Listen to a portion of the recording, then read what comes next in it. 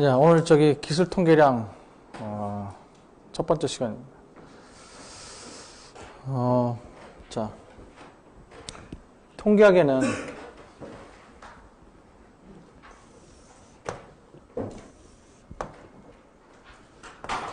자, 이게 모집도 아니고 이게 표본이죠. 그래서 통계학의 역할은 모집단을 대상으로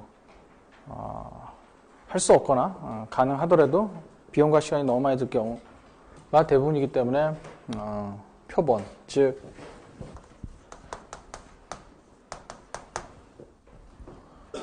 전체에서 부분을 대상으로 샘플링을 한 다음에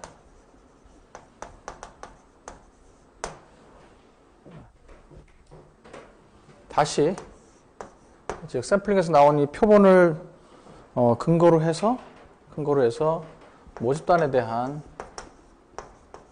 추론을 하는 것이다. 그렇게 말씀드렸습니다. 그러니까 통계학의 가장 핵심은 추론입니다. 추론.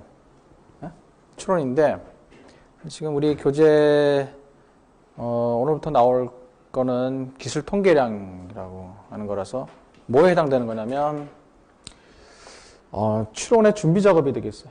추론의 준비 작업. 그래서 표본을 어떻게 describe 할 것이냐. 그렇죠? describe. 표본을 어떻게 기술할 것이냐 하는 거예요. 기술 통계학. 그래서 되게 일반인들은 통계학을 기술 통계학이라고 그렇게 생각을 한다 그랬죠. 하지만 그건 아직 굉장히 극히 일부예요. 특히 경제 통계학에서는 기술 통계학은 그렇게 많은 부분을 차지하진 않아요. 더더욱이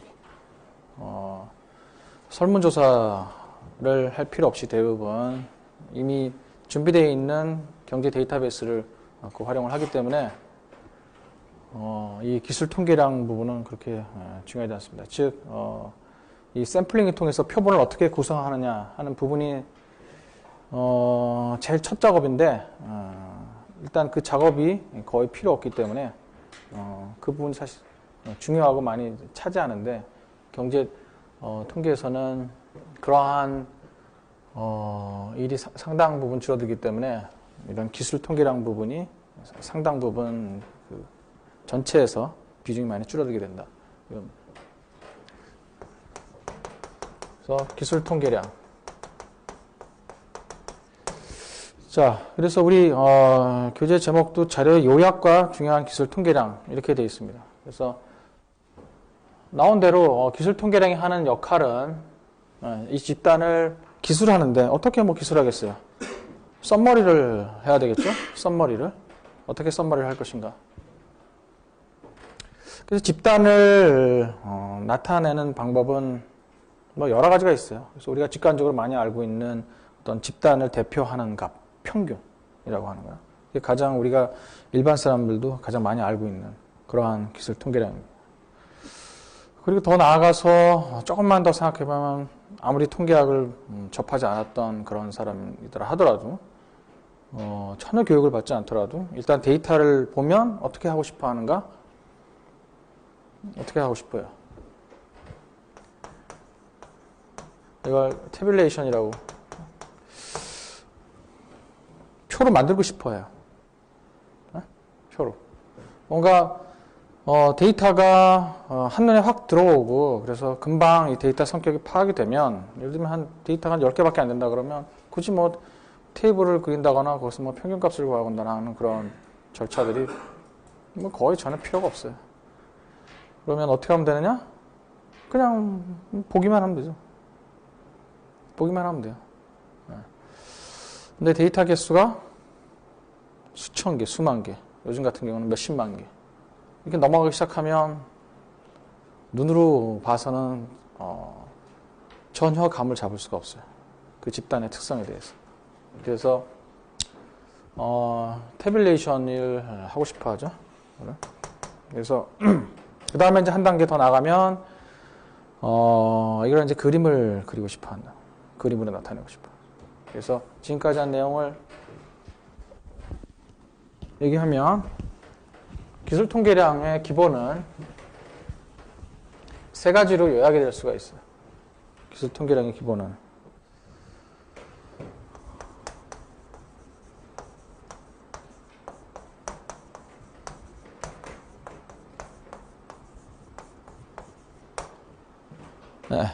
넘버, 테이블, 그래프 이렇게 세 가지 요약 방법이 있어요. 자료의 요약 방법은 이렇게 세 가지가 있을 수가 있습니다.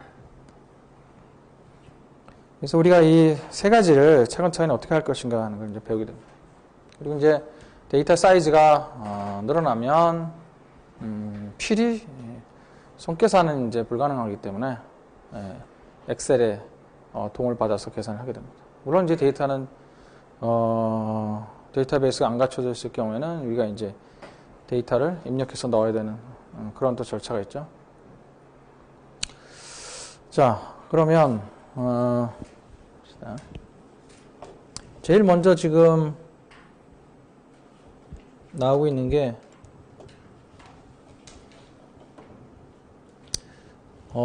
도수분포와 히스토그램이다. 그렇죠. 이 교재에서는 일단 먼저 테이블하고 그래프를 먼저 본 다음에 그 다음에 넘버를 이렇게 보고 있습니다. 왜냐하면 이거는 통계학적인 지식이 거의 없어도 테이블을 그리고 그림도 그릴 수 있지만 넘버는 통계학적인 지식이 없으면 평균 말고는 도저히 계산할 수 있는 능력들이 안 돼요. 그래서 그거는 교육을 받지 않으면 안 되기 때문에 그래서 먼저 가장 쉬운 단계부터 먼저 들어가게 됩니다. 테이블. 자, 얘 2.1 같은 걸 보면 지금 샘플이죠, 샘플 사이즈가 25예요. 샘플 사이즈가 25.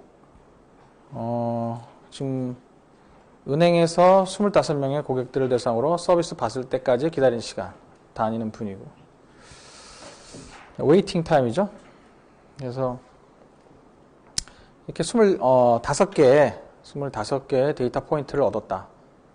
그럴 경우에 이걸 보고서 어떠한 의미를 끌어내야 될 것이냐. 일단 모집단에 대해서 추정을 하려면 표본이 어떠한 성격을 갖고 있는지를 먼저 파악을 해야 돼요. 그래야지 모집단에 대한 추론이 가능하거든요. 우리가 알고 있는 것처럼 그냥 표본을 통해서 그냥 평균 구하고 이게 모집단의 평균과 유사할 것이다. 그런 식의 아주 직관적인 그런 생각에 머무는 거는 더 이상은 안 돼요. 그래서 표본을 통해서 그런 직관적인 생각에 의한 평균 이외의 그런 모습들을 끄집어내야 돼요. 그래야지 모집단을 좀 더 의미 있게 추론을 할 수 있게 됩니다. 그에 대한 첫 번째 작업이 이제 이런 막연한 25개의 그런 데이터 포인트를 보면 테이블로 이제 그리고 싶어 하죠. 자, 그러면 이게 지금 웨이팅 타임이니까 자, 테이블을 그리려고 해도 막막해요. 테이블을 그리고 싶다는 거는 알지만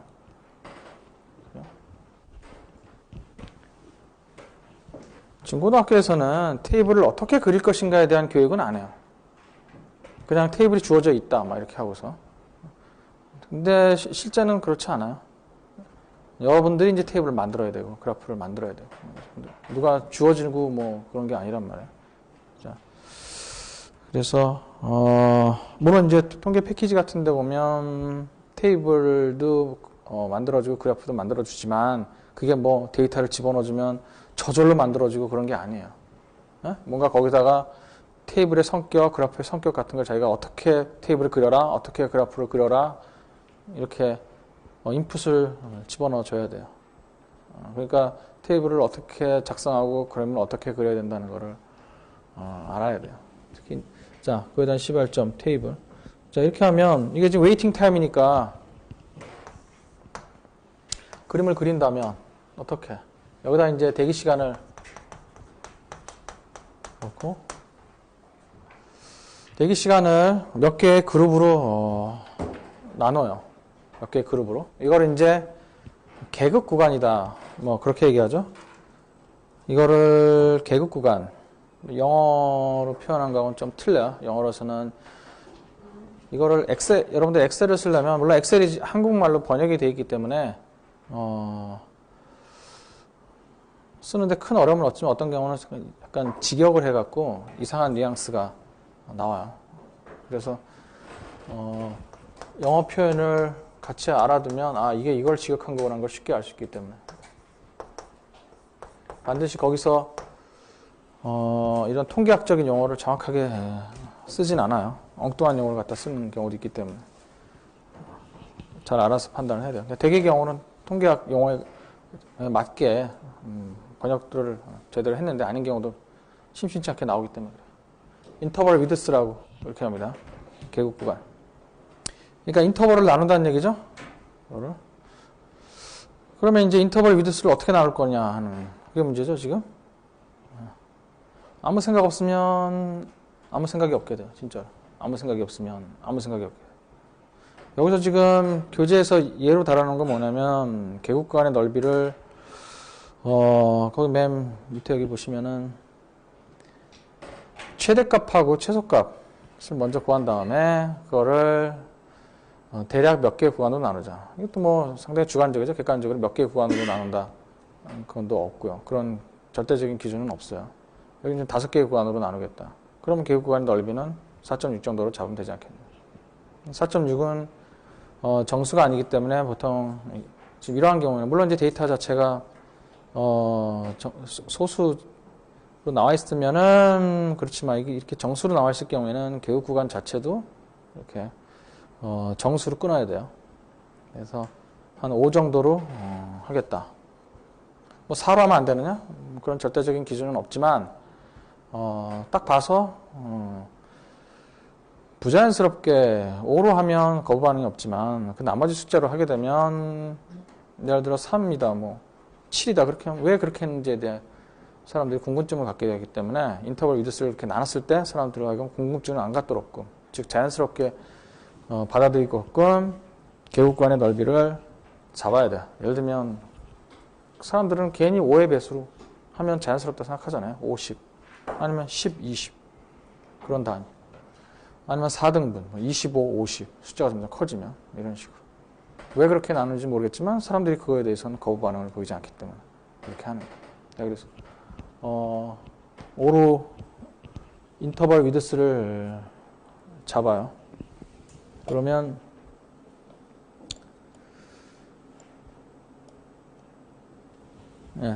이렇게 여기다가 이제 각 계급 구간의 상한을 쓴다 그래요. 50, 15, 20 아까 최대값이 25 그러니까 그 데이터가 있으면은 즉 샘플이 있으면 그 샘플에서 최소값과 최저값은 최소한 알아내야 된다 이거죠. 뭐 데이터가 수십만 개라도 최소값하고 최대값 구하는 거는 엑셀을 이용해서도 충분히 구할 수 있으니까. 그래서 최대값하고 최소값을 저는 엑셀로 최소값, 최대값을 구하는 걸 모르는데요. 어떻게 해야 되나요? 본인이 알아서. 더 이상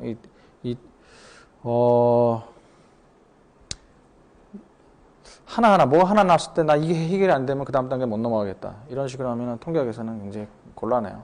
그러니까 자연스럽게 못 넘어갈 때 그걸 본인이 추적을 해서 들어가서 본인이 스스로 알아내요. 그렇게 뭐든지 뭘 모르겠으면 그게 해결될 때까지 그 다음 거는 나 안 넘어간다. 그리고 여러분들이 즐겨하는 인터넷 검색, 툭하면 인터넷 검색.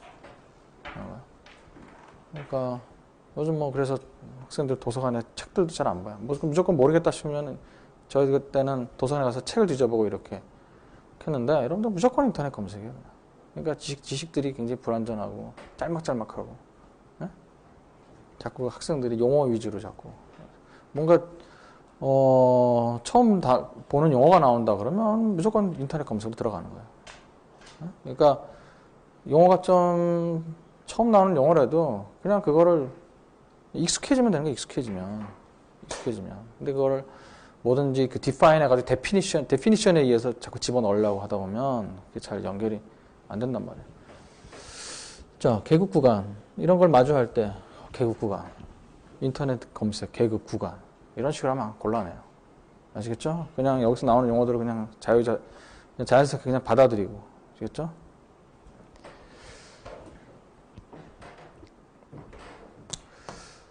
자, 그러면 보통 지금 엑셀하고 제가 연관지어서 지금 하려고 그래요.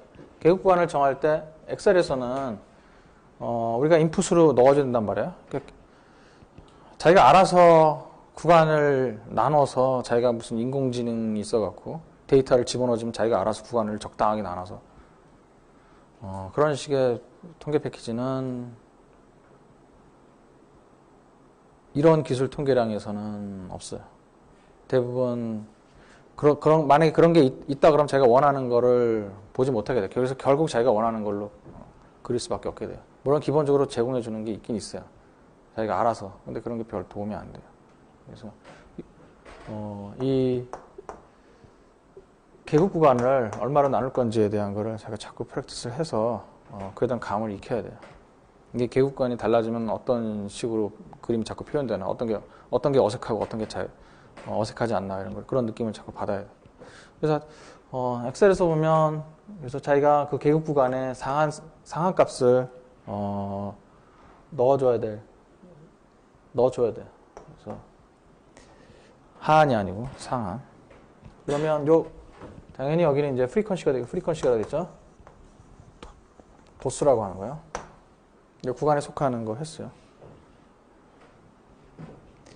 우리 표에는 0, 5, 6, 10, 11, 15, 16, 20 이렇게 해서 구간 지금 정수밖에 존재하지 않기 때문에 그렇지만 소수가 나오게 되면 어떻게 하겠어요? 이게 구간이 0, 5, 6, 10 이렇게 나오는 게 아니라 이렇게 표현된다고요. 10, 15, 15, 20, 20, 25 이렇게.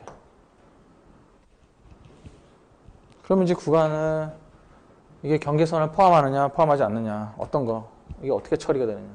그래서 엑셀에서는 이 의미는 이렇게 있죠. 이 구간의 상한의 경계선 값을 포함하고 하한의 경계선 값은 포함하지 않고 그렇죠. 둘 다 하한과 상한의 경계선 값이 둘 다 양쪽에 포함될 수는 없겠죠, 당연히. 그래서 여기 구간에 해당되는 데이터의 개수를 카운트하면 되겠죠? 그건 이제 우리가 손으로 할 필요 없고, 여기 같은 경우는 손으로도 할 수 있지만 이렇게 조금 있는 경우도 개수를 세라 그러면 막 틀려요. 이렇게 조금 지금 25개밖에 없는 경우도 손으로 세라 그러면 또 틀려. 그게 바로 사람이란 말이에요. 그래서 그러니까 통계학에서는 여러분들이 자꾸 바라봐야 될 관점이 자꾸 무슨 계산하는 방법 뭐 이런 거 공식 그런 거에다가 주안점을 두면은 안 돼요. 예? 부정확하고 그걸 믿어주지도 않아요. 뭐 엑셀이나 하여튼 통계 패키지 이런 거를 이용해서 자기가 이렇게 했다 그런 걸 보여줘야지. 내가 세봤는데 이런 거 안 통해요. 예? 자, 그래서 이런 거를 우리가 테이블의 이름을 도수분포표라고 한다. 여기까지 상당히 쉽죠? 어디서 많이 듣던 거고 이미 배웠던 사람도 있을 거고요. 그래서 전혀 꺼리낌이 없죠. 그러면 이제 상대 도수라고 하는 거, relative frequency. 상대 도수는 전체 데이터 사이즈에서 이 도수의 proportion, 비율이죠, 비율. 그거를 우리가 상대 도수다 그렇게 얘기하죠. 그러면 상대 도수는 다 합하면 1이 나오죠. 나중에 상대 도수가 이게 뭐의 역할을 하게 될까요? 합하면 2가 나오잖아요. 그래서 자연스럽게 뭐하고 연결될까요? 확률하고 연결이 되는 거예요. 그래서 이런 건 이제 확률할 때 배우겠지만 수학적 확률하고는 아무런 관련이 없어요. 이런 걸 이제 경험적 확률이다 이렇게 되잖아요. 우리가 보통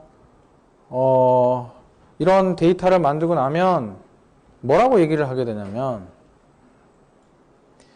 어떤 한 고객이 오면 그 고객의 대기 시간이 6분 이상 10분 이하일 확률이 36%다.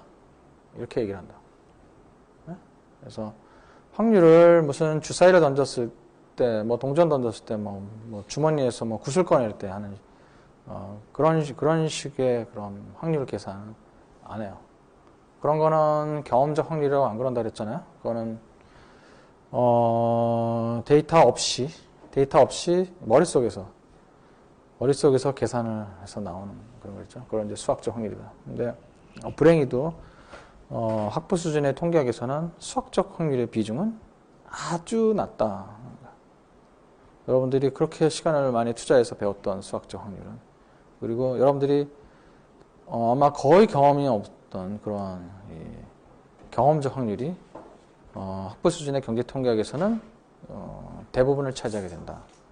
그래서 여러분들이 사실 당황하게 되고 그 개념에 익숙하지 않게 되고 자꾸 경험적 확률을 얘기하고 있는데 본인은 자꾸 수학적 확률로 자꾸 되돌아가 버리고 자꾸 그런단 말이에요.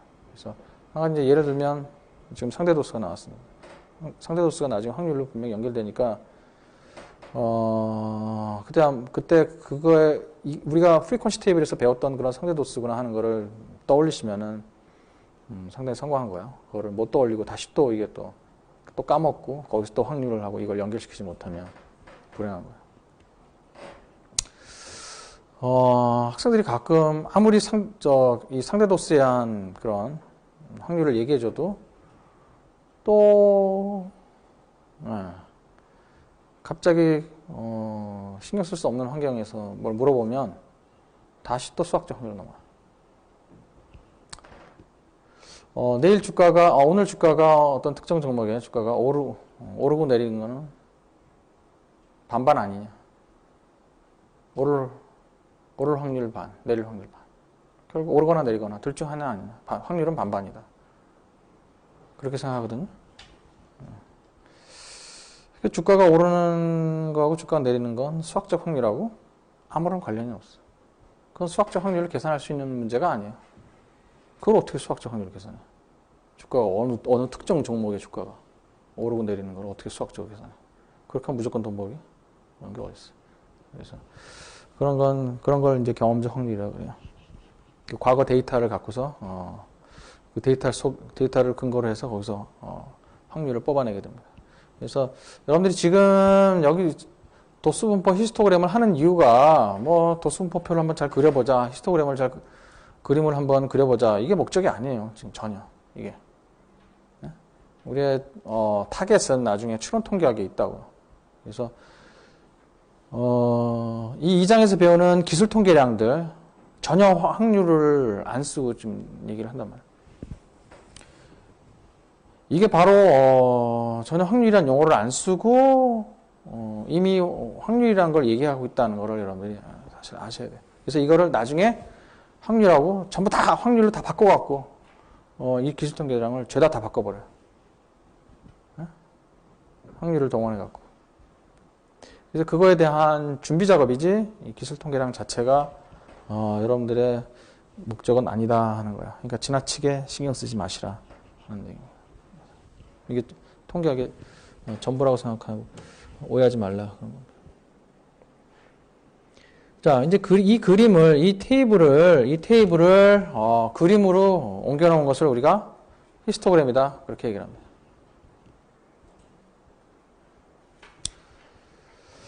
여기 봅시다. 옆에 있죠? 처럼 여기 이렇게. 구간 0, 5, 10, 15, 20, 25 구간별로 나누고 거기에 이걸 막대 그래프로 이 막대 길이의 길이가 프리퀀시가 되겠죠? 그거를 이제 밑에 상대도수로 이걸 또 바꿔놓은 거고요. 그래서 요건 숫자는 다 더하면 1이고 그래서 절대도수하고 상대도수로 그림 그리는 거. 뭐 안 어렵죠? 막대 그래프. 그렇죠? 이거 뭐 엑셀로 어떻게 그림 그리느냐 뭐 그런 거 저는 하지도 않을 거야. 그런 거 여러분들이 엑셀에 대해서 전혀 모르더라도 지금 워낙 편하게 됐기 때문에 예를 들면 그러니까 엑셀을 전혀 모르는 사람한테 엑셀을 한번 키고 거기서 한번 이런 막대 그래프를 그려봐라. 충분히 다 그려. 이건 제가 실험해봤어요. 누구를 대상으로 실험해봤는지는 여러분들 아실 테고. 초등학생한테도 제가 실험을 해봤어요. 한번 그려보라고. 그려내요, 그거를. 그냥 장난감 다루듯이. 여러분들이 그런 거를 두려워하는 이유는 자꾸 뭔가, 새로운 걸 맞이하게 되면 어떤 사람 자꾸 설명서부터 자꾸 보려고 그래요. 설명서. 근데 여러분들 보면 뭐 게임 같은 거 할 때 설명서 보고 게임해? 안 하잖아요. 얼마나 어려운 게임도 잘해내면서. 이런 거 같은 경우는 꼭 설명서를 일단 다 읽고 나서 마스터한 다음에 그 다음에 하려고 그래요.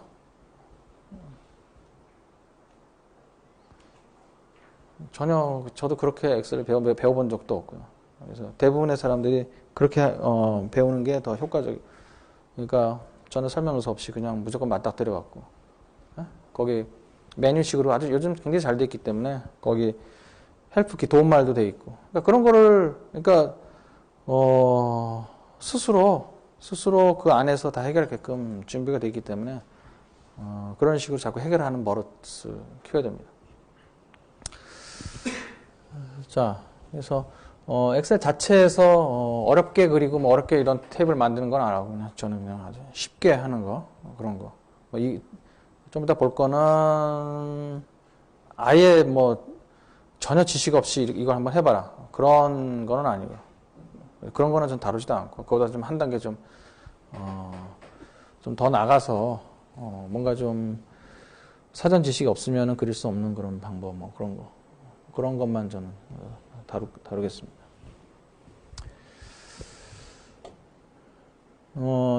이런 그림은 잘 안 봐요. 이런 그림 저도 여기서 처음 봐요. 대부분 이거 아니면 이거예요. 여러분들 미리 지식이 있으신 분들은 이걸 딱 보면 이 히스토그램을 보면 뭐하고 많이 닮았어요? 확률 뭐 밀도 함수?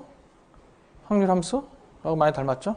네, 그거 나중에 바로 연결이 될 거고 여러분들 교재에도 다음 페이지 히스토그램에서 분포 곡선으로 이렇게 연결된다고 확률 분포 곡선으로 연결된다고 미리 얘기해 놨어요. 그래서 이건 나중에 확률을 배울 때 이쪽으로 다시 와서 볼 겁니다. 그러니까 지금 계속 이 저자가 그걸 지금 계속 얘기를 해주고 있는 거예요. 지금 히스토그램을 우리가 작성해보고 그리고 여기서 이걸 이제 왜 하는지 그런 거에 대한 종착역에 대해서 먼저 지금 얘기를 지금 틈틈이 해주고 있어요. 쭉 나가면서 보면 저자가 책에서 틈틈이 막 얘기를 해줘요. 이걸 왜 하는 거에 대해서. 그러니까 어떤 부분은 뭐 쓸데없는 짓 하지 마라, 막 그런 것까지. 그래서 많은 군더더기 내용들을 걷어냈어요.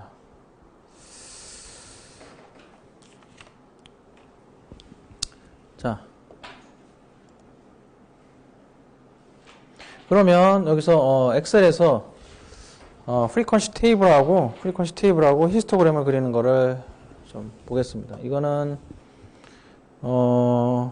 쉽게 그냥 직관적으로 거기 나와 있는 엑셀에 나와 있는 사용 뭐 헬프 키를 보고서 그린다든지 뭐 그런 방식이 아니고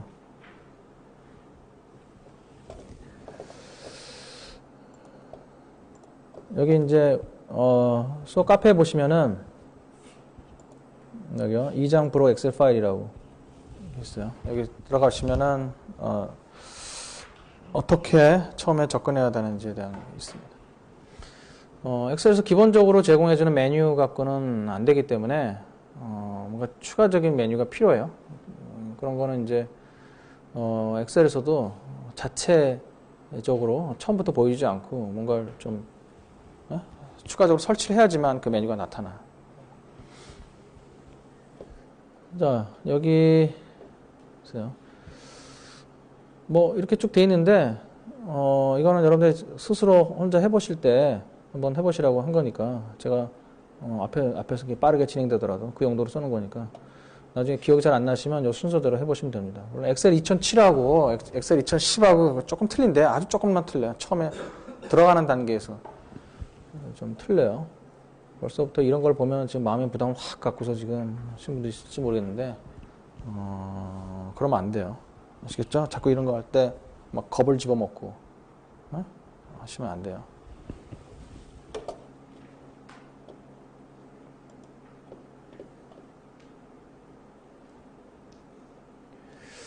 자, 이게 지금 제가 2장 브록 히스토그램 이 파일을 지금 떠올린 겁니다. 여기 보면 여기에 데이터 25개 데이터 포인트들이 지금 쭉 나와 있죠. 여기서 뭐를 해보려고 하냐면 데이터 해놓고 여기서 사실 그림을 그리고 뭐 테이블을 그리려면 기본적인 메뉴에서 이런 것들을 택해서 시행착오 끝에 하면 그릴 수도 있어요. 시행착오 끝에. 근데 그거는 이제 정식으로 교육받지 않는 사람들이 하는 방법이고, 뭐 그렇다 해서 뭐 퀄리티가 아주 낮은 거 나오는 건 아니고, 저희는 좀 빨리 효율적으로 좀 빨리 계산해내는 방법, 빨리 하는 방법. 그래서 보통 일반인들이 쓰지 않는 그런 방법들. 그래서 일반인들이 쓰지 않기 때문에 기본적인 메뉴에는 없어요. 그래서 여기 파일을 누르시면은 여기 옵션이 있어요. 그럼 여기 추가 기능. 이 순서는 아까 거기에 카페 순서 그대로 되어 있으니까. 엑셀 추가 기능. 여기 이동을 누르시면 분석도구 VBA 해찾기 추가 기능. 세 군데를 마크가 이미 돼 있으면 다행이고 안 돼 있으면 이런 식으로 마크를 한 다음에 확인을 누르시면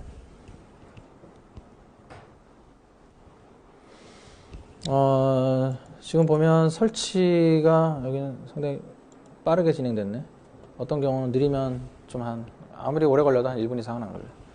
여기 데이터 분석이라고 하는 새로운 서브 메뉴가 나타나게 돼요. 전에는 없던 게. 그래서 여기 써있죠. 그래서 데이터 분석 히스토그램. 이 차례대로 들어가면 됩니다.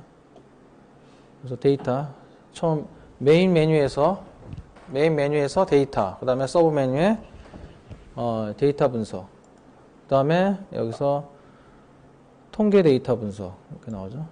이게 뭐냐, 데이터 분석이라는 서브 메뉴가 통계를 위한 서브 메뉴들이 들어가 있는 거예요. 그러니까 이건 일반 사람들이니까 필요가 일반 사람들이 통계학을 모르면, 그러니까 대학에서 통계학 교육을 받지 않으면은 이해할 수 없는 그런 메뉴들이 쭉 나오죠. 그래서 기본 메뉴에 없는 겁니다. 그래서 히스토그램, 지금 테이블을 그려야 되는데 왜 히스토그램부터 하냐면 여기 히스토그램이라는 메뉴에서 테이블하고 그림을 같이 해주기 때문에 그렇습니다. 그래서 확인을 누르면 여기에 입력 범위, 여기 화살표 여기 빨간 거 이걸 누르면 대화 상자가 나타나죠. 그래서 이렇게 이걸 드래그 한다 그러잖아요. 그러니까 커서를 띄지 않고 마우스로 커서를 띄지 않고 그대로 왼쪽 마우스 버튼을 갖고서 쭉 끌어내리면 드래그라고 한단 말이에요. 그 다음에 빠져나올 때는 이거를 여기 보면 화살표로 빠져나가는 화살표 표시가 있어요. 빠져나오죠. 그 다음에 여기 보면 개국 구간이라고 그죠? 개국 구간.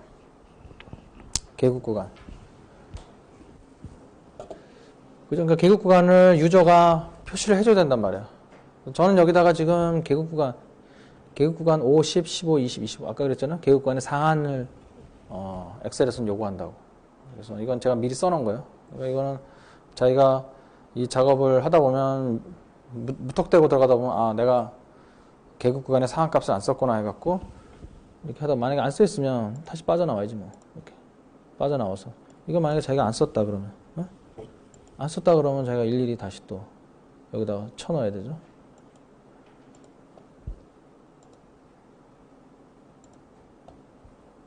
그래서 다시 쳐넣고 다시 시작을 해야 돼요. 개국 구간의 상한 요 범위를 이렇게 지정을. 그러면 입력 범위하고 데이터가 있는 곳하고 그 다음에 각 개국 구간의 상한값 범위를 지정해줘요. 그 다음에 마지막으로 해줘야 될 게 차트 출력 체크하고요. 차트 이걸 반드시 히스토그램을 그려준다 이거예요. 이걸 안 하게 되면 테이블만 그려주게 돼요. 도수 분포표 그 테이블만 그려주게 돼요. 그래서 이걸 반드시 체크하고 출력 범위는 이 시트에다가 출력을 하겠다는 거예요. 출력 범위는 시트에다가.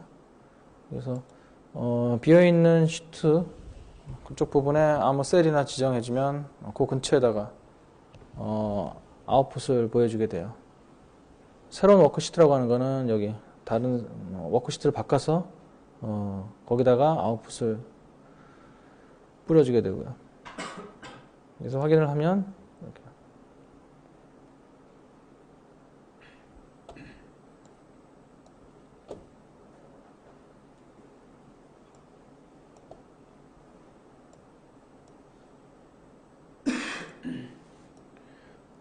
만들어져. 여기 계급, 빈도수 이렇게요. 히스토그램. 이건 이제 나중에 자기가 보기 좋게 데코레이션을 좀 해주면 됩니다. 기타 이렇게 해놓고 그 최대 그 구간 끝에 상한값을 벗어나는 게 있는지, 그러니까 자기가 잘못 그걸 줬을 경우에는 기타에 0이 나와야 되는데 이게 0이 안 나오면 이 구간을 벗어난 값이 있다는 그런 얘기예요. 아니면 이상치라 그랬죠. 아웃라이어 같은 경우.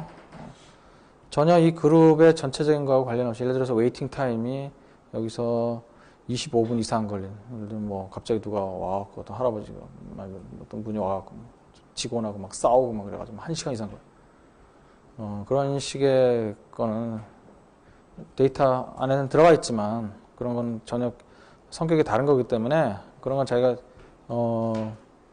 빼줄 필요가 있어요.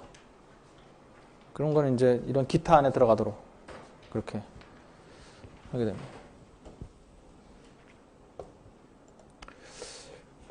데이터 수가 이렇게 적으면 꼭 이렇게 해야 되느냐 하는 그런 이제 의문이 있는데, 데이터 수가 많은 경우에 이제 위력을 발휘하게 되죠.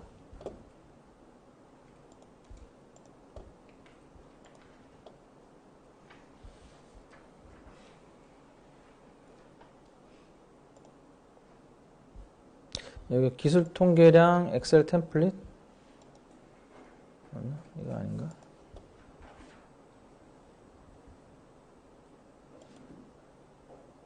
이건 필요 없겠다. 네. 지금 여기 카페는 안 올라와 있는 건데, 자, 이거 봅시다. 이건 뭐 없어도 되겠다. 자, 이거는 지금 무슨 데이터냐면, 100여 개 국가의, 각 국가의 평균 수명하고, people who read. 문맹률의 반대인데, 이게 정확히 무슨 말인지 모르겠어요. 자, 라이프 익스펙턴시고 한번 보겠습니다. 평균 수명이라는 거죠. 평균 수명을 영어로는 라이프 익스펙턴시라고. 그래서 100여 개 국가의 평균 수명들이 쭉 나와 있어요. 보면 우리나라가 지금 뭐 71세라고. 자, 그러면 이런 거는 지금 계급 구간을 어떻게 나눠야 될지, 한눈에 데이터가 안 들어오기 때문에 막연해요. 그런 거. 그러니까 시행착오를 겪을 수밖에 없는데, 그리고 자기가 그린 게 맞는 건지도 모르고, 나중에 제대로 그린 건지도 모르고. 그래서 일단 첫 출발은 이 값의 최소하고 최대값을 구하는 거죠. 최대값은 여기는 영어 입장에서는 그냥 함수 이름을 몰라도 그냥 쓸 수 있게끔 돼 있어요. 미니멈은 민이에요. 최소. 예를 들면 이렇게 한단 말이에요. 함수를 쓰려면 이퀄로 시작해야 돼요. 이퀄. 이렇게. 이퀄.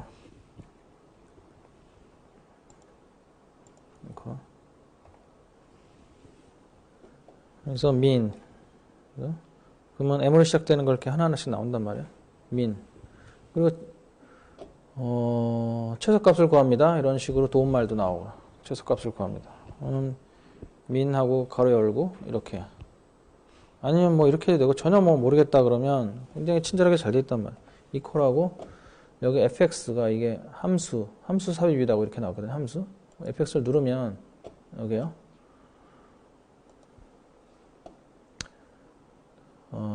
통계.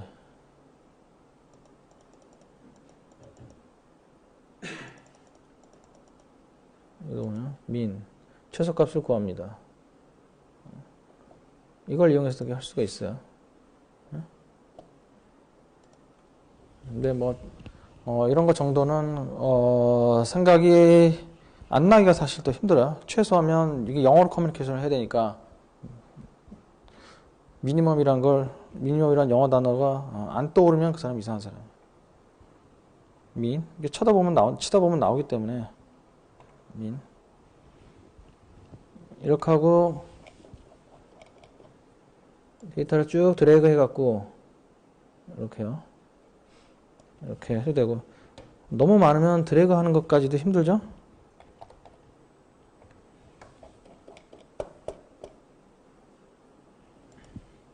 그러면 이렇게 Shift 키를 누르고 엔드하고 화살표 누르면 한 번에 내려갈 수가 있어요.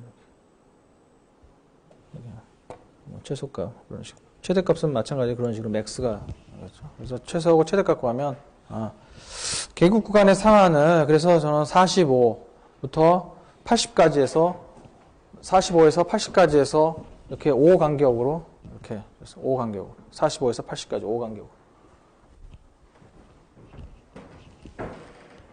계급 구간 상한은 그렇게 했어요. 그래서 아까처럼 똑같이 여기서 데이터 분석에서 히스토그램 구해갖고 다 이미 다 돼 있죠. 입력 범위가 지금 엉뚱한 데 들어가 있네. 입력 범위가 지금 여기죠. 여기서부터 평균 수명 여기까지. 그 다음에 계급 구간은 여기 있는 거야 이거. 그렇죠? 그래서 출력 범위 정해지고 차트 출력 체크해주고 그렇게 해서 그리면 이게 나오게 돼. 이건 제가 좀 이름 타이틀을 평균 수명이라고 제가 일부러 써놓은 거고요. 이렇게 보면 지금 이쪽에 다 몰려 있다는 것을 금방 알 수가 있단 말이에요. 70, 75, 80 이쪽에 상당 굉장히 많이 몰려 있다는 걸 알 수 있죠. 이쪽엔 별로 없고 이쪽에 많이 몰려 있다. 그러니까 데이터의 분포가 이런 식으로 돼 있다는 걸 알 수가 있죠. 여기서 얻을 수 있는 정보는 그 이외에는 없어요. 그러니까 표하고 그림은 특히 그림 같은 경우는 그러네. 저쪽 뭐 70세에서 80세에 상당히들 많이 몰려 있네. 뭐 그 정도죠, 그죠? 그 이상 뭐 얘기해 줄 수도 없어요. 그림은 보기에는 참 좋지만 구체적인 인포메이션은 사실 얻은 게 없어요. 뭔가 뭘로 활용을 해야 되는데 예를 들어서 뭔가 그 다음 단계에 뭘로 활용을 해야 되는데 활용 가치가 아무것도 없어요. 아직까지 숫자 이외에 그림을 인풋으로 받아들이는 그런 건 아직 없어요. 그림을 인풋으로 받아들여서 그 그림을 보고 정보를 이런 통계에서 그런 건 아직 없어요.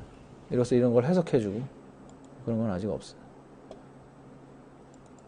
그래서 이런 걸 그림 보기 좋지만 나중에 이제 이런 형태를 띄고 있다는 거를 다시 숫자로 바꿔서 표현을 이제 해줘야 돼. 다음 단계에 무슨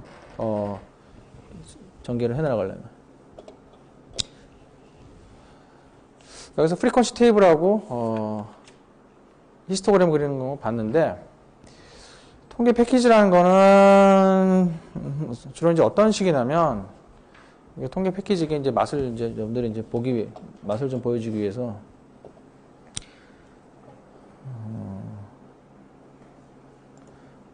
여기 카페 보시면은 기술 통계량 아까 엑셀 템플릿이라고 돼 있죠? 이게 베이식 스태티스틱스 뭐 히스토그램 스캐터 플롯으로 구성되어 있다. 이거는 이 엑셀은 유저가 또 마음대로 거기다 자기가 메뉴를 만들어서 거기다 끼워 넣을 수가 있어요. 자기가 마음대로만 메뉴를 바꿀 수도 막 있어요. 이렇게. 그래서 오픈돼 있어요. 오픈 소스 코드라고. 우리가 마치 안드로이드 코드를 막 개방하면 그거를 그 핸드폰 만드는 회사에서 자기들 그런 소스 코드를 좀씩 자기가 맞게 고쳐갖고 이렇게 하는 것처럼 이렇게 엑셀은 유저가 거기 가서 엑셀 프로그램을 자기가 막 뜯어 고칠 수가 있어요. 그래서 지금 여기에 히스토그램 베이식 스태티스틱스 히스토그램을 보겠습니다.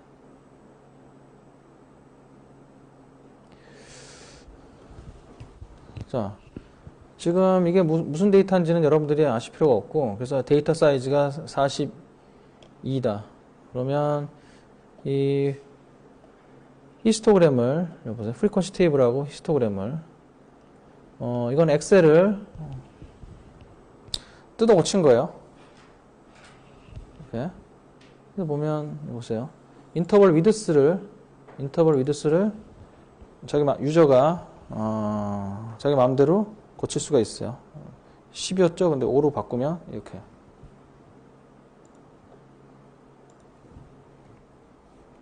(20으로) 바꾸면 이렇게. 이거 보시면 알겠지만 인터벌 위드스를 정하는 게 아무리 주관적이라지만 그렇다 해서 아무 기준도 없는 건 아니에요.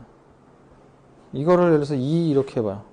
인터벌 위드스는 주관적이다. 정답이 없는 거다. 그래서 인터벌 위드스 2라고 그래봐요. 이렇게. 여기서 무슨 인포메이션을 얻어내려고? 뭔가 여기서 메시지를 얻어내려면 그런 메시지가 나올 때까지, 의미 있는 게 나올 때까지 좀 바꿔봐야 돼. 이 정도 되면 데이터가 여기 많이 몰려 있구나 이렇게. 그렇죠?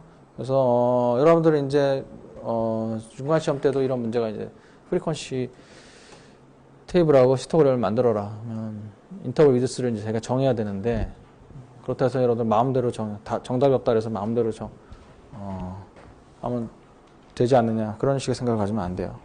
그렇죠?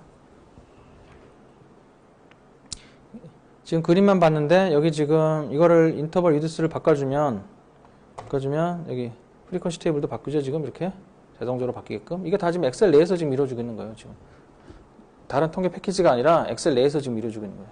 엑셀을 벗어나지 않은 거예요. 그러니까 이거는 그 유저가 자기가 이런 그림을 만들어 놓고 이걸 변함에 따라서 이거 바꿔라. 그래서 자기가 프로그램을 짠 거예요. 이건 이제 혹시 아시는 분은 비주얼 베이직이라는, 엑셀은 비주얼 베이직으로 짜 있어요. 그래서 비주얼 베이직 언어를 사용해서 고친 거예요.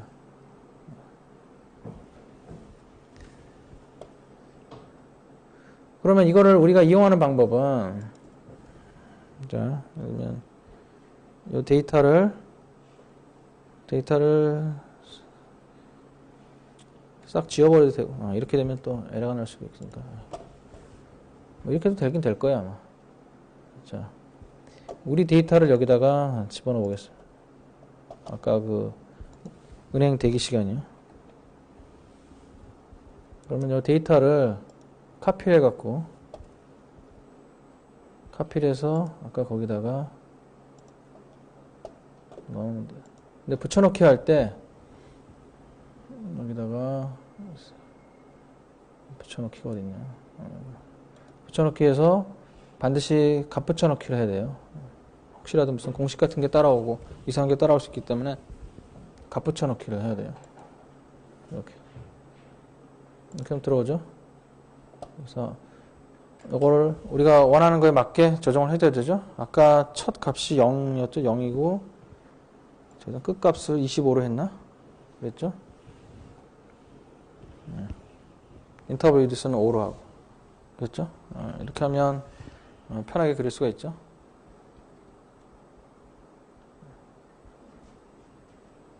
그래도 프리퀀시 테이블도 다 숫자 맞죠? 8, 9, 4, 3, 1 다 맞고, 여기도 인터벌도 여기 이렇게 돼 있는 게, 이게 인터벌의 오픈이고 이게 인터벌의 클로스드, 개구간, 뭐 폐구간 이런 식으로.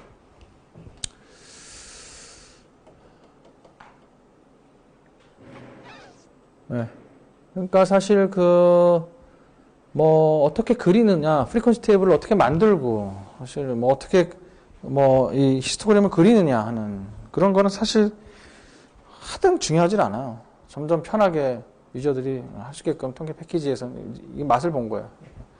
편하게 됐기 때문에 정작 중요한 건 뭐예요? 끝에 값하고 이 양 끝값하고 인터벌 위드스 뭐 그런 걸 정해주는 거. 데이터를 어떻게 여기다 입력해서 넣을 것이냐 하는 거, 그런 거.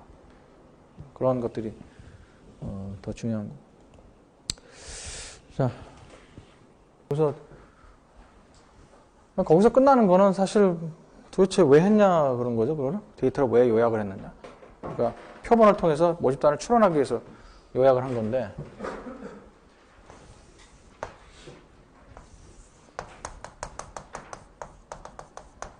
표본, 모집단.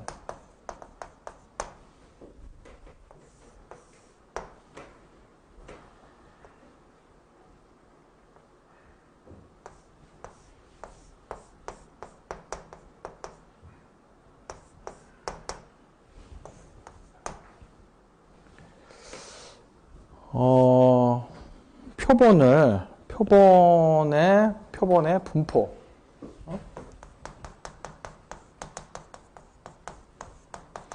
이거 이제 distribution이란 말을 번역한 거죠. 표본의 분포. 그러니까 표본의 값이 어디서부터 어디까지 그렇게 하면 이제 뭐 최소 최대밖에 안 되죠. 근데 그게 어느 값을 중심으로 해서 많이 몰려 있고, 이게 뭐 왼쪽으로 쏠려 있는지 오른쪽으로 쏠려 있는지, 아니면 대략 뭐 좌우 대칭인지, 지금 그런 감을 얻기 위해서 사실 하는 거예요. 우리가 뭐 전기분포라는 거는 미리 다 알고 있으니까. 사실 전기분포가 핵심인데, 이 모양이 전기분포에 근접한지 안 한지, 사실은 나중에 보면 그게 가장 이제 중요하게 돼요. 전기분포를 많이 다루게. 뭐든지 분포가 전기분포라고 가정하고 해야지 만 되는 그런 것들이 굉장히 많아요. 그래서 그게 이제 안 되면 상당히 분석이 곤란해지고, 어떤 경우는 아예 분석 자체가 이제 불가능해져 버려요. 그래서 통계란 게 사실 그러니까 모집단을 추론하는 건데, 모집단 추론을 할 때 많은 가정이 필요해요. 그게 아무 때나 뭐 그냥 표본을 놓고서 모집단을 자유스럽게 추론한다, 그런 건 아니에요. 전제 조건이 항상 있어야 돼요. 근데 그런 전제 조건을 사실 체크해보지 않고 하는 추론은 사실 별 의미가 없게 돼요. 많은 오해를 낳게 되고 위험한 해석이 되고. 그래서 자, 전기분포에 초점이 맞춰져 있는데, 그래서 나중에 이제 그 데이터를 그림을 그려보기에 전기분포에 맞는지 안 맞는지를 보게 된단 말이야. 그러니까 그거에 대한 시발점이 바로 히스토그램이라 이 말이에요. 어떤 데이터를 보면 그 데이터를 구간으로 나눠. 그러니까 그 전체적인 모양을 보려면 구간으로 나눌 수밖에 없잖아요. 이렇게 구간 나눠서 그렇게 하다 보면 어느 구간에 어느 정도 몰려 있는지가 딱딱 드러나잖아요. 이게 그냥 마구 여기 이렇게 뿌려져 있으면 아무것도 여기서 인포메이션을 얻을 수가 없잖아요. 근데 그 구간을 분류를 하게 되면 말 그대로 이 자료의 분포를 알 수 있게 되죠. 근데 그 분포가 뭐 왼쪽으로 쏠려 있거나 오른쪽으로 쏠려 있거나 뭐 좌우대치거나, 사실 거기서 끝나는 게 아니라, 사실 그게 이제 객관적인 추론이 되려면 저 분포가 예를 들면 정규 분포구나, 이런 분포의 모양까지, 이 분포의 모양이요. 이걸 이제 분포의 함수 형태까지 나중에 이제 이거를 분포의 함수 형태까지. 함수라는 게 뭐? fx는, 그러니까 이거를, 그죠? 여기까지 연결해 준단 말이에요. 그래야지 우리가 이 정보를 이용할 수 있게 돼요. 아까 그랬잖아요. 그림 자체를 갖고 그것을 인풋을 해서, 그림 자체를 인풋을 해서 그 다음 단계를 진행할 수는 없어요. 되게 통계학에서는 진행할 수가 없어요. 그래서 그 그림을 어떻게 해요? 이 그림을 함수 형태로 바꾼다고. 함수 형태로. 그래야 이거를 그 다음 단계 정보로 이용할 수가 있기 때문에 그래요. 그러니까 히스토그램을 그런 식으로 바라보셔야 돼요. 그런 시각도에서. 아셨죠? 표본의 분포.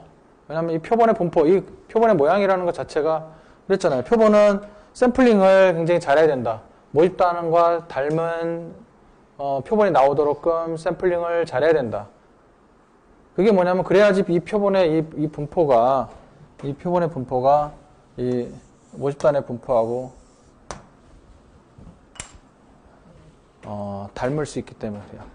닮지 않으면 상당히 곤란해지고, 아니면 어떤 경우에는 안 닮아도 뭔가 또 뭐 조건을 만족하면 되는 거죠. 하여튼 이 분포라는 게 그러니까 모집단에 우리가 알 수 있는 거는 필요로 하는 정보는 뭐 표본의 전부 엘리먼트들 전부 다 일일이 전부 다 하나하나씩 전부 다. 모집단의 엘리먼트들 전부 다 하나하나씩 다. 그게 필요한 게 아니에요. 모집단의 분포. 표본의 분포. 그 정보만 알면 돼요. 그러면 여기서 모집단에 대한 추론을 할 수가 있어요. 그 추론의 가장 파퓰러한 대상이 뭐다? 모집단의 평균. 이런 거. 모집단 전체를 대상으로 하는, 엘리먼트들을 대상으로 하는 작업이 필요 없는 이유가 바로 그런 거예요. 모집단 전체 엘리먼트를 다 알려고 하는 거 알 수도 없고, 그렇게 하려면 표본을 통해서는 하면 안 되고, 전체를 아예 처음부터 이거는 안 되고, 이것만 갖고 대상으로 해야 되고, 이것과 이 엘리먼트들 전체를 다 알아낼 수 있다? 그런 거는 어떠한 테크닉이 나와도 그런 테크닉 자체는 있을 수가 없고 불가능하고, 그래서 그거에 대한 특성치 대표적인가? 항상 이렇게 좀 큰 그림을 요구하는 것이지 하나하나 디테일한 걸 요구하는 건 아니기 때문에 큰 그림을 자꾸 보려고 하는 겁니다. 그러니까 히스토그램을 그런 식의 각도에서 여러분들이 바라보셔야 되는 거예요. 전체 모집단의 큰 그림을 알기 위해서 그리는 것이다. 자, 그 다음에 테이블하고 그래프는 이제 됐고, 이제 교재 30페이지 가시면 자료의 위치를 나타내는 통계량이다. 그죠? 자료의 위치를 나타내는 통계량이다.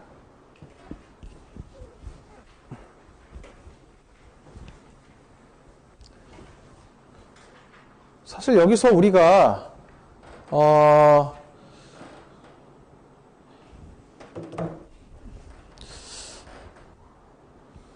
가장 많이 필요로 하는 거는 사실 평균이에요. 자료 위치. 평균이요. 자료 위치. 평균을 나타내는. 평균이요. 뭐 그 외의 것들은 이제 다 보조 지표고, 알면 도움이 되고, 하지만 결정적으로 뭐 평균만큼이나 뭐 중요한 역할을 한다, 그렇게 얘기할 수는 없고, 하여튼 평균에 대한 뭐 단점 뭐가 있다는 거 여러분들 뭐 아시는 분 아시죠? 여러 가지 단점이 많지만 그나마 수학적으로 다룰 수 있는 그런 게 평균 이외의 것들은 수학적으로 다루기가 상당히 힘들어요. 그래서 여전히 평균이라는 공식을 가장 많이 쓰게 됩니다. 자료 위치를 나타낸 통계량. 그래서 자, 자료 위치. 가장 파퓰러하게 하는 게 평균이다 그랬죠? 그게 뭐예요?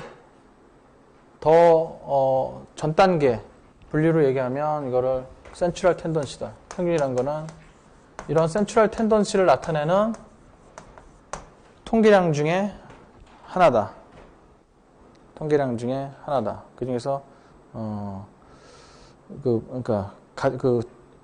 센츄럴 텐던시를 나타내는 통계량 중에서 가장 널리 쓰이는 것이다. 그렇게 해서 교재에 보면 자료의 중심 위치를 파악하기 위해 계산하는 통계량이다. 자료의 중심 위치.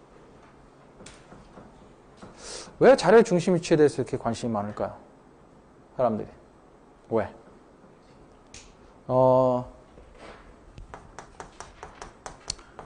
평균, 에버리지죠?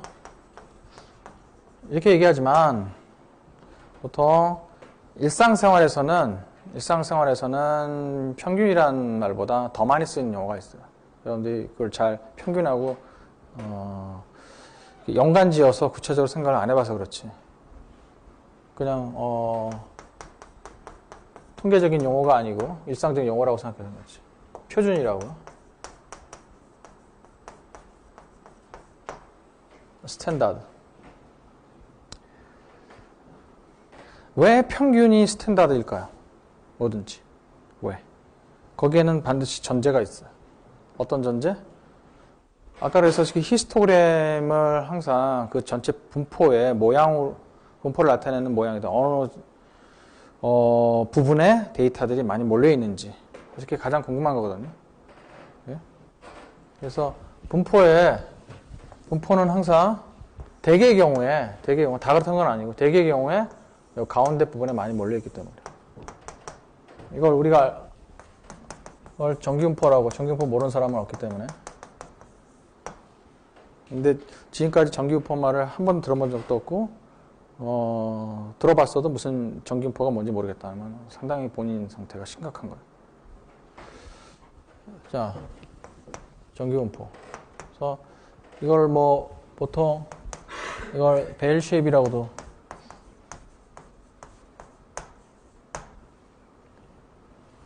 벨 모양이다.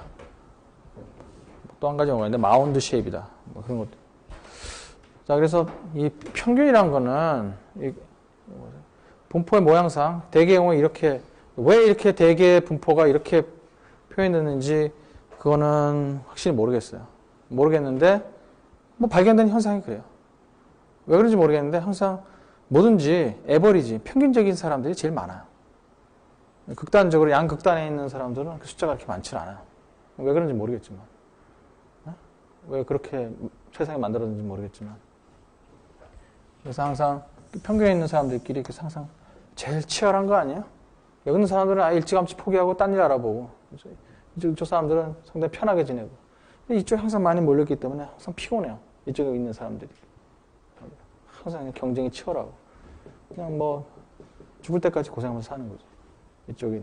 근데 하여튼 뭐 이거는 모르겠지만 하여튼 현상은 그렇단 말이에요. 그래서 뭐든지 뭐 키도 그렇고 몸무게도 그렇고 하여튼 뭐 시험을 보면 학생들의 성적도 그렇고 항상 그래요. 이게.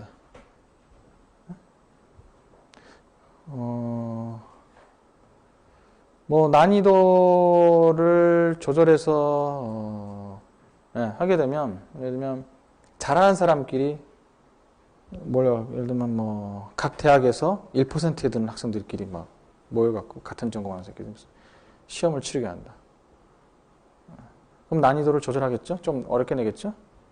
그러면 또 이렇게 다시 또 필터링 해가지고 거기서 또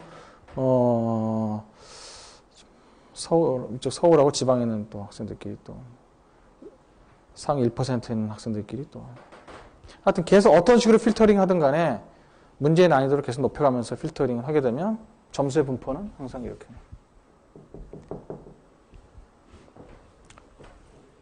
그래서 평균이란 말은 표준, 스탠다드다. 이렇게 스탠다드, 평균. 그래서 평균에 대해서는 뭐 심각하게 얘기할 것도 없죠. 무조건 다 더해서 개수만큼 나눠버리자 하는 거죠. 자, 그 다음에 한 단계 더 나가면 평균 말고 중위수라는 게 있죠. 중위수. 메디안이라고, 영어로 메디안이라고 하는 거예요. 중앙값. 이 중앙값이라고 하는 거예요. 중위수가 나오는 이유는 뭘까요? 중위수가 나온 이유. 중위수가 나온 이유.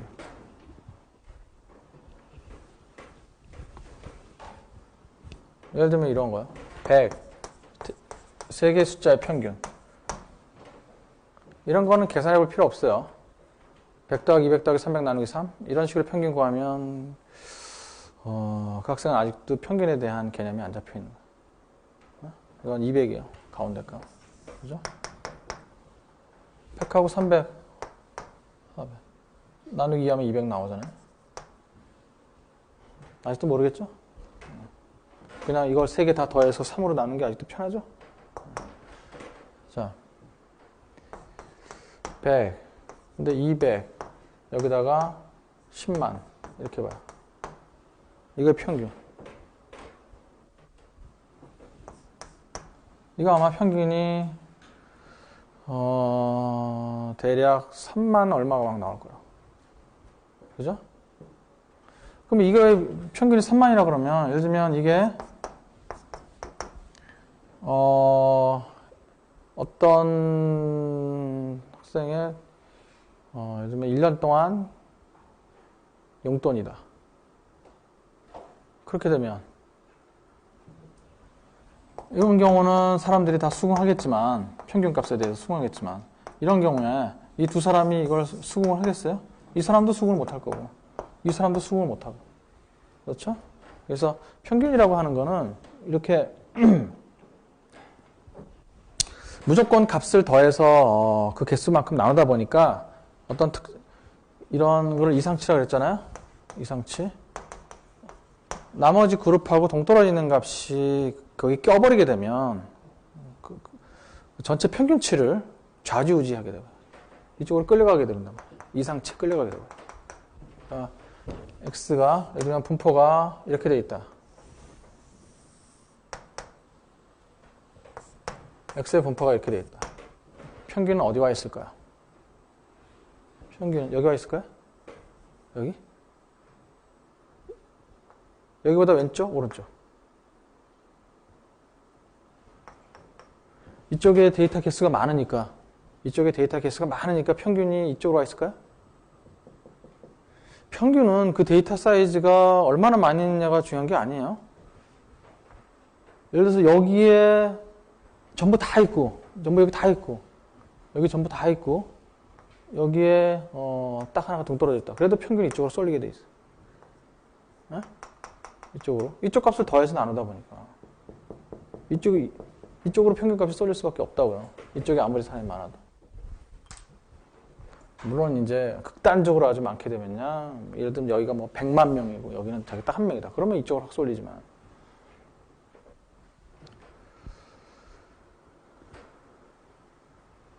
그리고 반대로 데이터 분포가 이렇게 돼 있다. 이렇게. 대부분의 사람들이 이쪽에 있고 이상치가 이쪽에 들어가 있다. 그럼 평균치는 이쪽으로 쏠리게 돼요. 평균치가 이쪽으로 쏠렸던 것처럼. 이렇게 되면 평균치가 가운데죠. 이거하고 이거의 평균치는 이거. 이거하고 이거의 평균치는 이거. 양극단의 평균치는 가운데. 양극단의 평균치는 가운데. 두 개씩 짝지어서 평균값을 내봐요. 다 가운데지. 정확하게 대칭이다 그러면.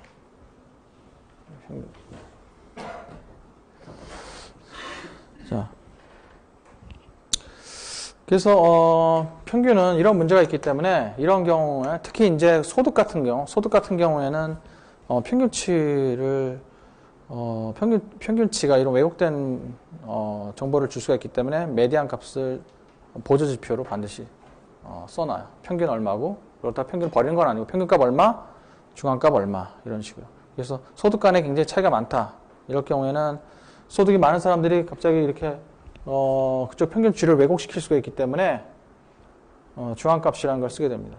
중앙값들 대부분 다 아시죠? 중위수.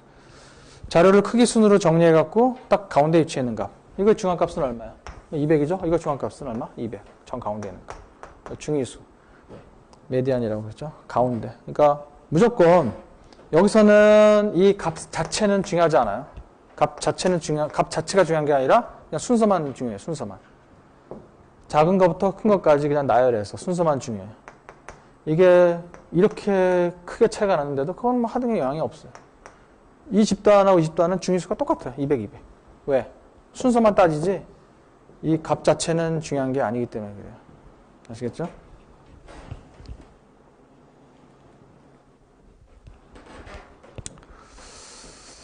자, 그 다음에 최빈수라고 하는 거요. 이건 빨리빨리 넘어가겠습니다. 여러분들 이미 많이 익숙하기 때문에. 최빈값이라는 건 모드라고 하죠. 모드. 가장 빈도수가 가장 높은 거예요. 우리가 봤던 그 프리퀀시 테이블을 이용하면, 자, 26페이지 교재 거기 프리퀀시 테이블에서 보면 그게 계급 구간에 각 해당되는 도수가 있죠. 여기서 최빈값은 가장 높은, 도수값이 가장 높은 게 9죠. 그럴 경우에 계급 구간으로 주어져 있기 때문에 이럴 경우에는 최빈값이 그 구간의 가운데 값. 그럼 얼마야? 15 나누기 2 한 거. 그럼 7.5인가? 7.5. 이런 식으로. 가장 빈도수가 높은 값. 구간일 경우에는 그 가운데 값. 이건 몰라도 돼요. 구간으로 주어질 경우에는 그 가운데 값을 취한다. 그런 거 별로 중요하지 않아요. 하여튼 개념만 아시면. 그러니까 최빈값이라고 하는 거는 하여튼 빈도수가 가장 많이 나오는 값. 하이스트 프리퀀시에 해당되는 거. 자, 근데 최빈값도 왜곡된 정보를 주는 경우도 있어요. 예를 들면 이건 인위적인 건데 이렇게 봐요. 최빈값이 나온 이유가 중앙값이 왜곡된 정보를 줄 수가 있기 때문에 그래요. 그러니까 그 자료를 대표하는 값이어야 되는데, 지금 센트럴 텐던시라는 건 표준, 그 자료를 대표하는 값 하나라는 얘기예요. 평균값. 그 평균이 그 값을 대표할 수 없다. 그래서 나오는 게 메디안이고. 근데 메디안 같은 경우에도 이것을 대표할 수 없다. 최빈값이 그 집단을 대표하는 값으로 보조지표로 또 봐야 되는 이유가 바로 이런 경우 보면 메디안이 지금 여기거든요. 좌우 대칭이라 그러면 메디안 값은 여기란 말이에요. 근데 이 메디안 값이 자료를 대표하지는 않는단 말이에요. 그죠? 이때 최빈값은 뭐예요? 만약에 빈도수가 똑같다 그러면 두 개죠? 두 개 다. 최빈값이 똑같을 경우에는 두 개 다. 그래서 자료를 볼 때 평균, 그다음에 중위수, 최빈값 세 가지를 다 써주면 좋아요. 그러면 이제 대략 그 세 개의 값 갖고 어떻게 그 대략 분포를 짐작할 수 있냐면 우리 교재 33페이지 보시면 이렇게 평균하고 중위수하고 최빈값 이 대소 관계를 보면 그 분포의 대략적인 모양을 알아낼 수가 있어요. 이게 세 개의 값이 다 똑같다 그러면 정확하게 좌우 대칭. 이처럼 정확하게 이렇게 좌우 대칭. 세 개의 값이 다 똑같다 그러면. 그 다음에 여기 위에 보면 최빈값은 여기 있고 당연히 여기 있고 중위수가 이쪽에 있고 평균값이 그러니까 중위수하고 최빈값은 뭐 대소관계를 따져보지 않으셔도 평균하고 나머지 값하고의 관계를 보십니다. 평균하고 나머지 대표값 평균이 지금 이쪽으로 쏠려 있잖아요. 최빈값하고 최빈값은 이쪽에 있고 평균이 그보다 왼쪽에 있다. 그러면 여기 뭐야? 극단적으로 작은 값이 대부분 이쪽에 몰려 있는데 극단적으로 작은 값이 있기 때문에 이 값 때문에 평균치가 이렇게 최빈값에 비해서 확 낮아진 거예요.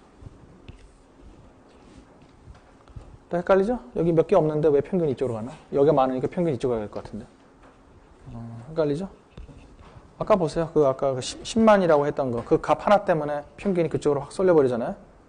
아시겠죠?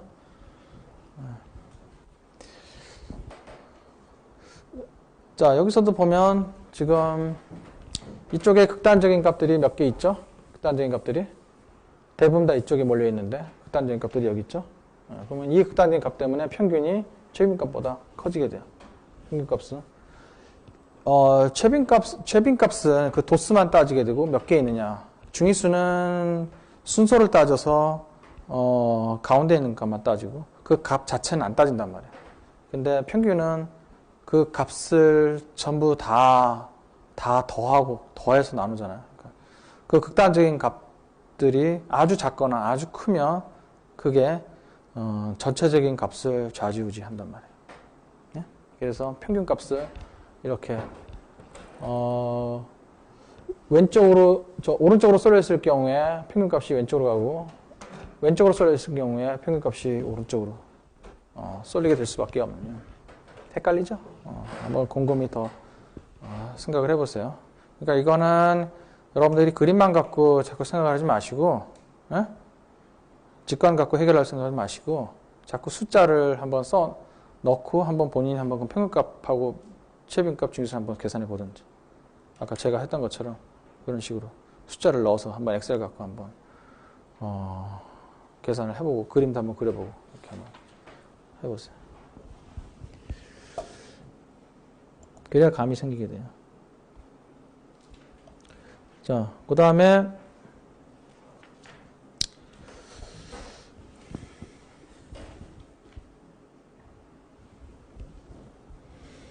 31페이지 보면 100분위수, 10분위수, 4분위수. 자, 오늘은 100분위수까지만 얘기하고 마치겠습니다. 100분위수. 100분위수라는 건 퍼센타일. 평균은 가장 대표적인 값이죠. 그 중앙값이든, 최빈값이든. 자료가 그러니까 완전히 오른쪽으로 확 쏠려 있거나, 왼쪽으로 확 쏠려 있거나, 그렇지만 않으면, 평균하고 중앙값, 최빈값은 다 근처에 있게 돼요. 근처에. 조금씩 차이가 있어요. 근처에 있게 돼요. 그래서 그 값이 하나만 보더라도 그 값이 전체 값을 대표하는 값이다. 이렇게 얘기할 수 있는데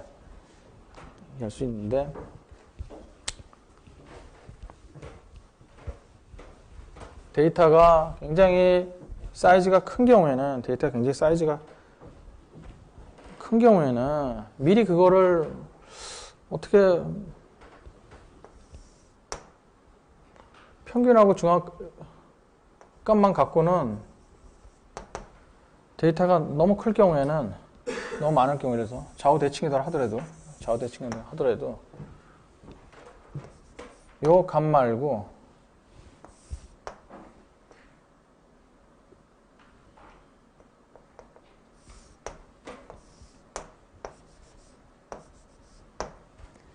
요 위치에 해당되는가, 이 위치에 해당되는가. 예를 들면 여기가 지금 25%, 전체 25%, 여기 전체 25%, 여기 25%, 여기 25%.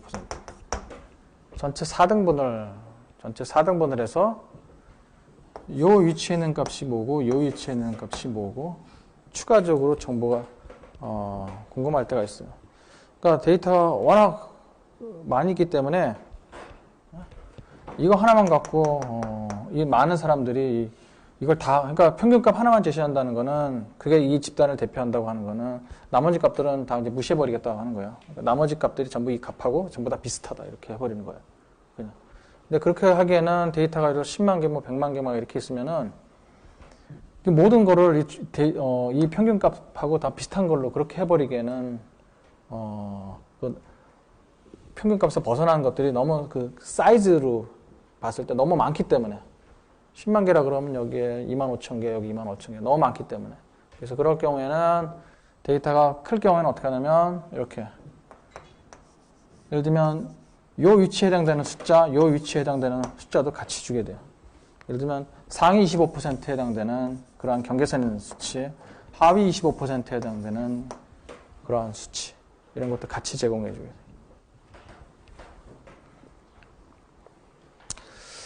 그래서 이게 진짜 자료의 위치를 나타내는 통계량.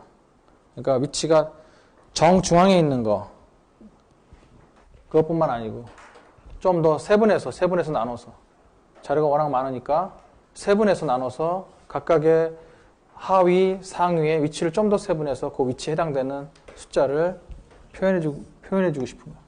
요거에 대한 숫자. 그런 걸 우리가 퍼센타일이다. 이것도 많이 익숙해 있어요. 퍼센타일.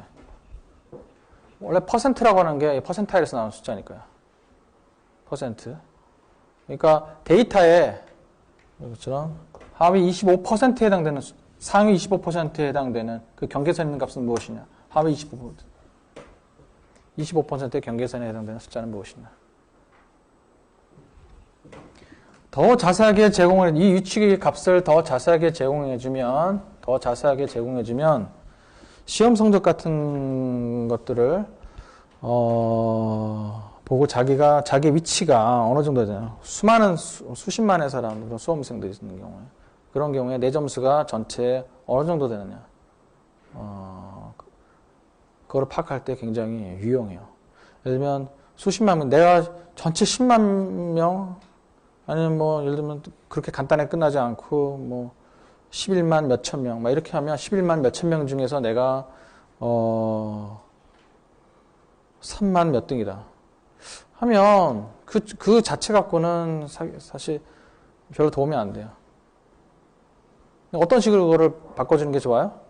전체를 100을 놓고 봐서 내가 그 전체 100 중에서 내가 몇 퍼센트에 해당되는지 전체를 100으로 놓고서 집단의 사이즈가 얼마든지 상관없이 전체가 예를 들면 100명이라고 생각하면 내가 거기서 몇 등이냐 내가 상위 몇 퍼센트에 해당되느냐 하위 몇 퍼센트에 이거를 좀 더 세분화해서 줄 수가 있어요.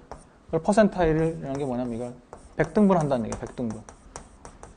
이걸 4등분 하지 않고 전체를 100등분 하겠다는 얘기예요. 100등분. 이거로. 100등분해서 이 100등분된 숫자를 전체를 다 구하려면 구할 수 있다는 100등분.